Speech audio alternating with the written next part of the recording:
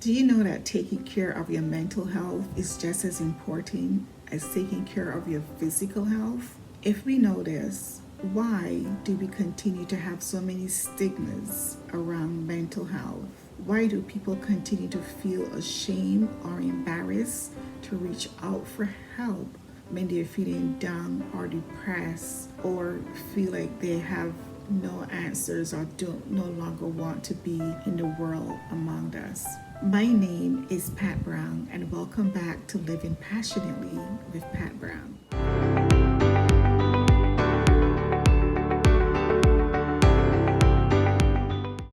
Today I'm speaking to you on the subject of mental health. I believe that mental health is just as important as our physical health. I believe that we should have a mental health therapist or psychologist in our phones, just like we have a dentist or a primary care physician, or even taking care of our broken bones or whatever else we may have a doctor for. Our mental health is very important. I mean, we just got through a whole pandemic, and if you never dealt with depression before the pandemic, most people dealt with some type of depression throughout the pandemic. But I'm here today to tell you to please, if you are in need of help, reach out to a therapist, reach out to a mental health hotline, which I'll share a number at the end of this video. We have too many people around us that appear on a daily basis like they are well, they are cheerful, they're laughing, they're making people feel well, they're making people feel loved. They are going to work, they are taking you out for dinner, they are out shopping for family members. But once they get into that dark, lonely place, we don't know what they're feeling, and they're not sharing what they're really feeling or going through. How can we do a better job at making mental health a situation that we can share, that we can find a safe place to speak to someone without feeling condemned or being belittled because of mental health issues? Most people that suffer from mental health are already feeling alone. There is no need for us to push them into deeper depression or push them further away where they feel like they cannot speak to us. Mental health issues can be caused by a number of different reasons. It could be due to a past traumatic experience, or it can be due to severe stress. It can be due to long-term illness. It can be due to feelings of loneliness. It can also be due to the death of a loved one. It can happen if you are unemployed. And it can also happen if you are divorced or had a bad breakup with a boyfriend or a girlfriend. And sometimes it's just the pressures of life that can cause you to go into depression. We live in a world today where everything is on social media. Everything is about people out here looking good and having a fabulous life. But how many people have we seen that have committed suicide because they were in the public's eyes, and then I guess they don't feel comfortable about seeking help? There are people that made us laugh. There are people that were in charge, that always seem like they're in charge and they can take care of everything. But in their silent moments, they're suffering with depression and just going down a dark hole where they see no way out. So let us really try to stop these stigmas that we hold on to people, or just look for let's just try to look for signs of when people are not being their normal selves. Sometimes you can tell if someone is sleeping too much, or not eating enough, or not socializing like they used to, sometimes not going to work and things like that. I know there are times when I myself felt depressed and just wanted to pull the covers over my head and stay in bed.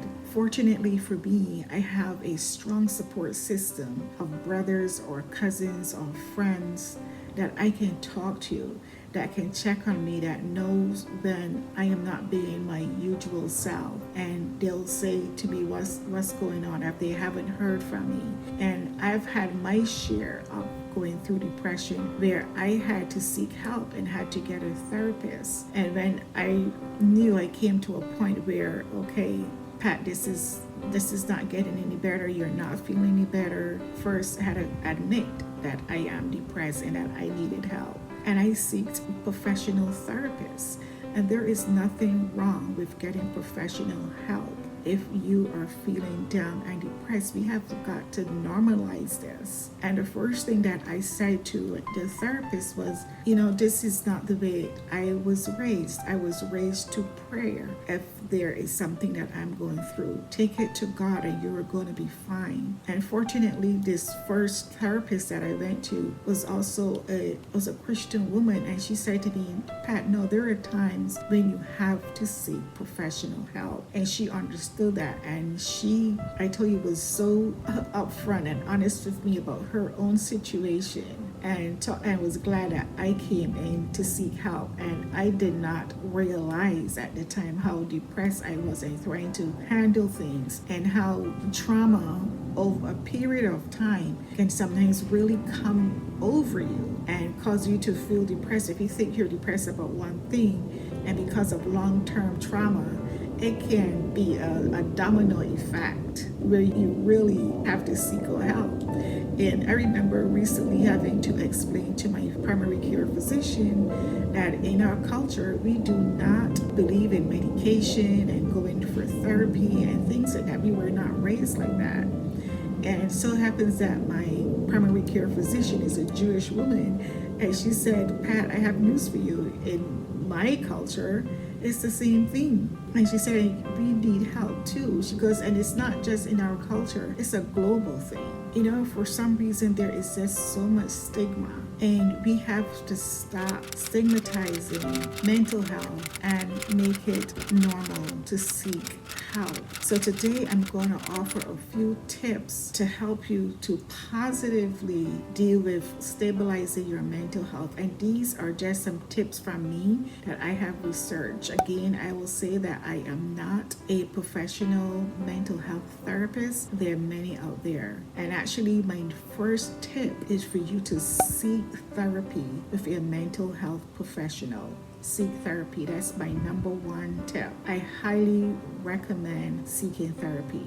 I also recommend journaling. And I know I say this, journaling to be really opens up your mind and your thoughts and really allow things to flow clearly and give you an idea on how to manage some of the things that you might be going through. So journaling would be my number 2. Number 3 is to practice mindfulness. Number 4 is to get some daily exercise. Exercise really does help with your mental health and helps to make you feel better. Number 5 is to communicate your feelings in a safe environment. We know that we cannot always share everything with everyone. Fortunately, there are some people that lives for gossip, and there are some people that will take your negative situation and use it on you later. I remember as a young adult when I was going through my divorce, and I shared with an older family member how I was feeling. She took it upon herself to share with her husband, to call my grandmother who was dear to my heart, and to share with her how I was feeling. And I was so embarrassed to receive a call from my grandmother asking what was going on with me and why did I not call her. I did not expect my older experienced cousin that I trusted at that time to do that. And I never trusted her again. I forgave her, but never trusted her with anything personal again. So seek a safe space to share your feelings and with someone that you can honestly communicate with.